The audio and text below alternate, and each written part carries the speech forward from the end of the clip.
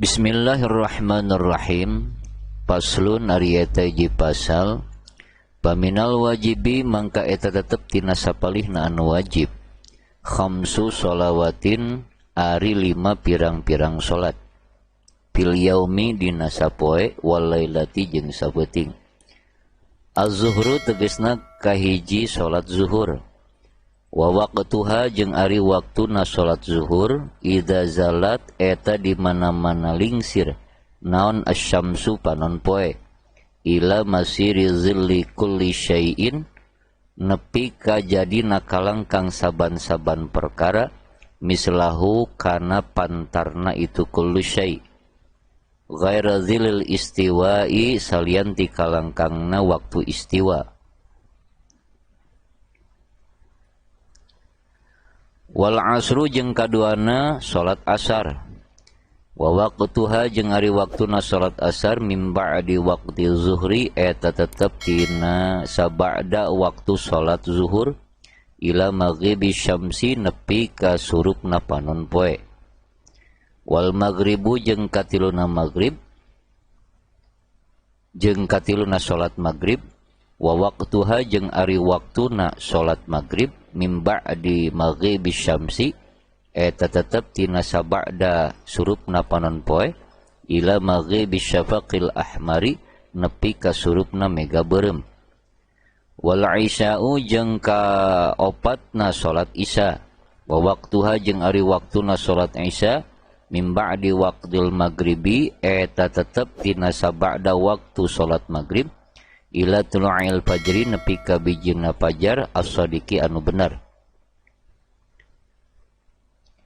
Was-subhu jeung kalimana salat subuh wa waqtuha jeung ari waktuna salat subuh min ba'di waqtil isya'i eta tetep tina sabada waktu salat isya ila tulu'i syamsi nepi ka bijilna panon poe.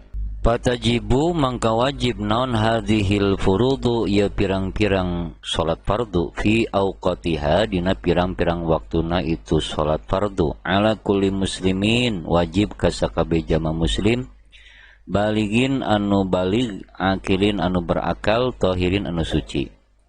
Payahrumu mangka haram naon taqdimuha ngaheulakeunana itu salat fardu ala waqtiha miheulaan kana waktuna itu salat fardu wa ta'khiruha jeung ngakhirkeunana itu salat fardu anhu tina itu waktu li ghairi udrin karena teu ayana uzur.